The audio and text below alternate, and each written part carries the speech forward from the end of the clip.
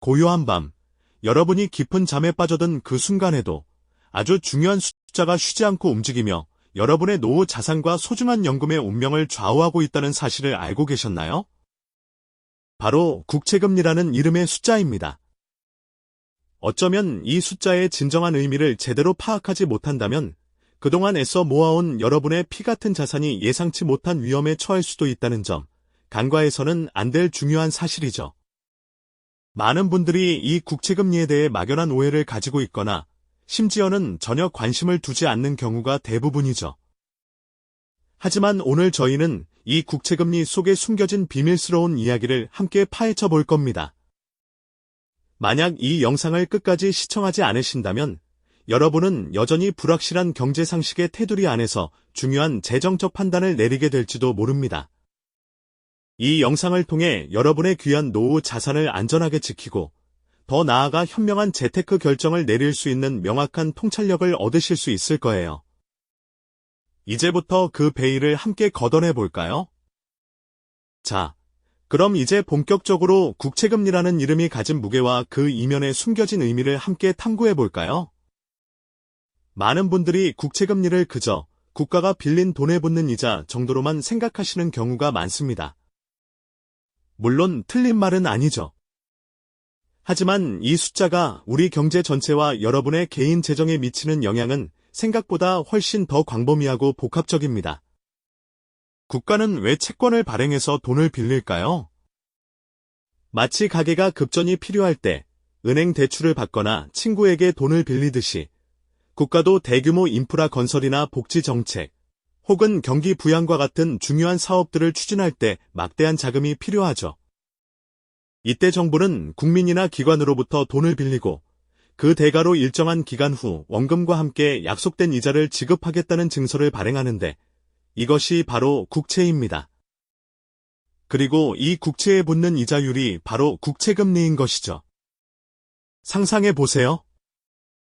전 세계 곳곳에서 실시간으로 국가부채 시계가 째깍째깍 돌아가며 숫자가 무섭게 올라가는 모습, 혹은 정부 고위 관료들이 한자리에 모여 앉아 복잡한 경제 지표들을 놓고 밤샘 회의를 하는 풍경을 말이죠. 이 모든 것의 중심에 바로 이 국채금리가 자리하고 있는 겁니다. 여기서 한 가지 중요한 경제 원리를 짚고 넘어가야 합니다.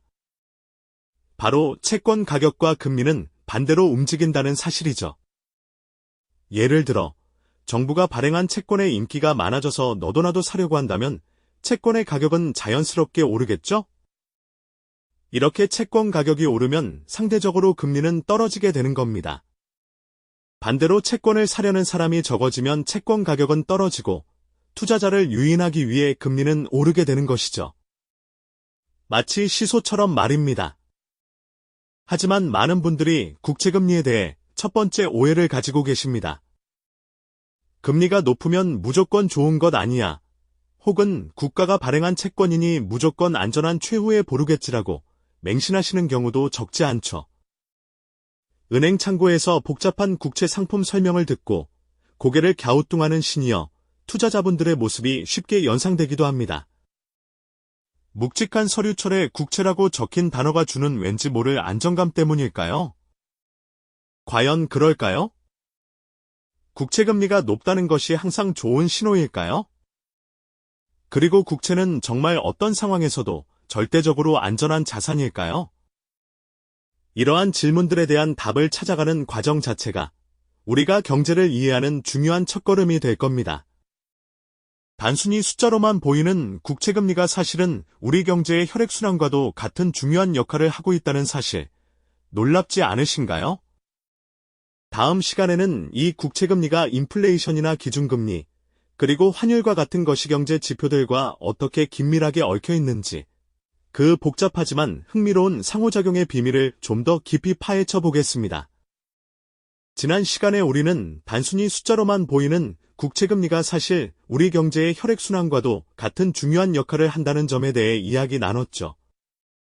오늘은 이 국채금리가 인플레이션이나 기준금리, 그리고 환율과 같은 거시경제 지표들과 어떻게 긴밀하게 얽혀 있는지, 그 복잡하지만 흥미로운 상호작용의 비밀을 좀 더 깊이 파헤쳐 보겠습니다. 마치 우리 몸의 신경망처럼 서로 연결되어 움직이는 경제 시스템 속에서 국채금리가 어떤 핵심적인 메시지를 전달하는지 함께 알아보는 시간이죠. 국채금리는 기본적으로 정부가 돈을 빌릴 때 지급하는 이자율을 뜻합니다. 그런데 이 금리가 올라가거나 내려가는 것은 단순한 숫자 변동을 넘어 경제 전반에 커다란 파장을 일으키곤 하죠. 예를 들어, 물가가 지속적으로 오르는 인플레이션이 심해지면 어떨까요? 사람들은 미래의 돈 가치가 떨어질 것을 우려하게 되고, 이에 따라 더 높은 이자를 요구하며 국채를 사려 할 겁니다. 이렇게 되면 국채금리 역시 자연스럽게 상승하는 경향을 보이죠. 물가 상승 압력이 금리 인상을 부추기는 중요한 요인이 되는 셈입니다. 그렇다면 중앙은행의 역할은 무엇일까요?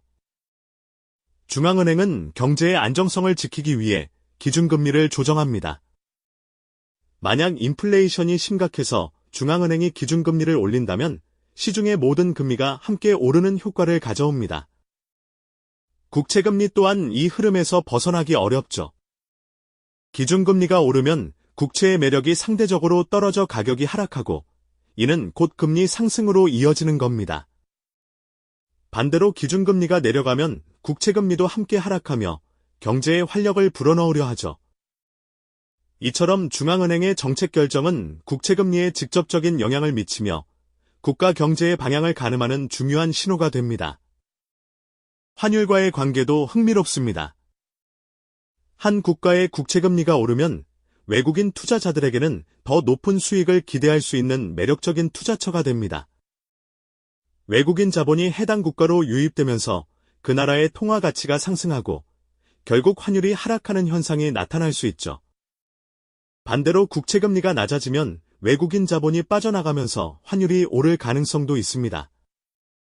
이처럼 국채금리는 인플레이션, 기준금리, 환율과 같은 거시경제 지표들과 마치 실타래처럼 얽혀 우리 경제의 복잡한 드라마를 만들어내는 겁니다.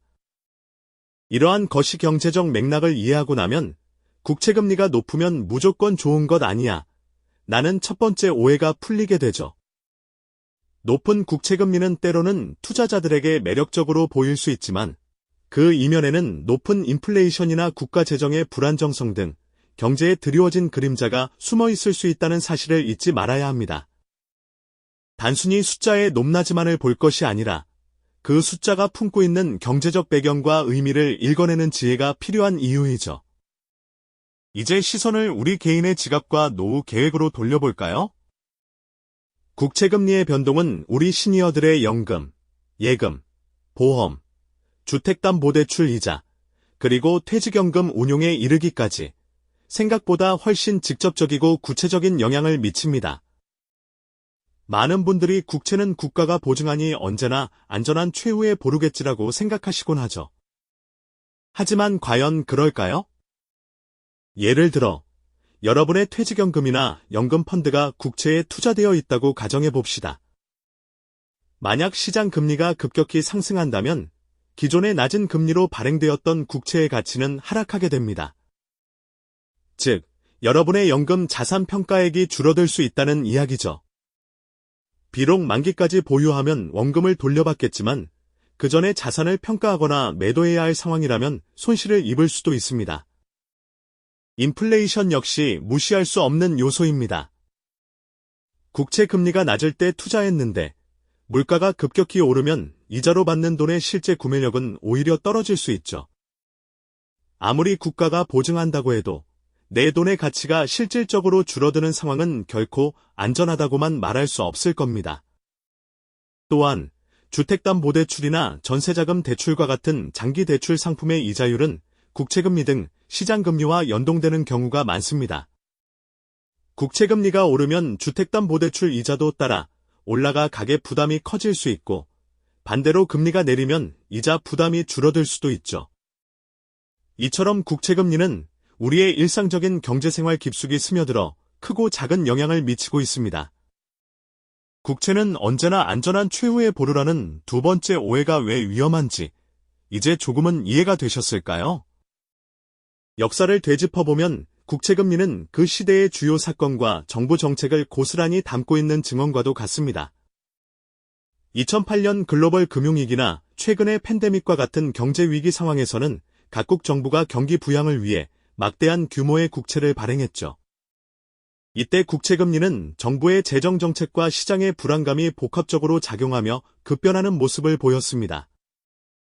특정 국가의 국채금리가 급등한다는 것은 종종 그 국가의 신용도에 대한 시장의 의구심이 커지고 있다는 신호로 해석되기도 합니다. 이는 곧 국가부도 위험이 높아지고 있다는 경고음일 수도 있는 것이죠.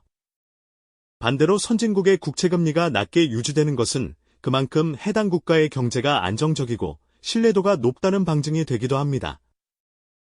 이처럼 국채금리의 동향은 단순히 숫자를 넘어 한 국가의 경제적 신뢰도와 미래 경제 전망을 함축적으로 보여주는 중요한 지표인 겁니다.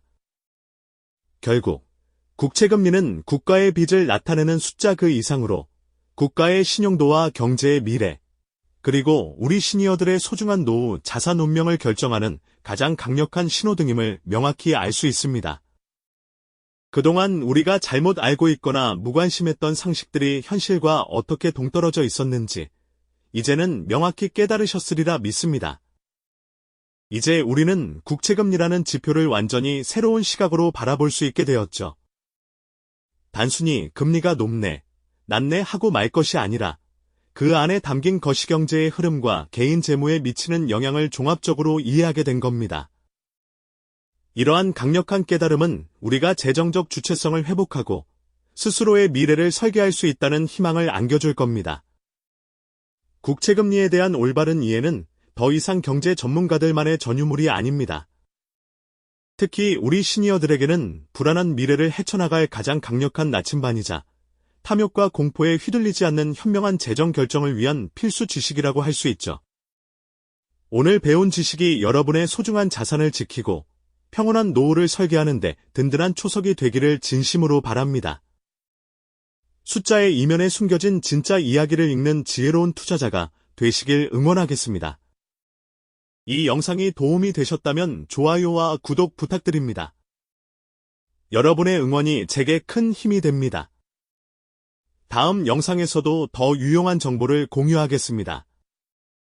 감사합니다.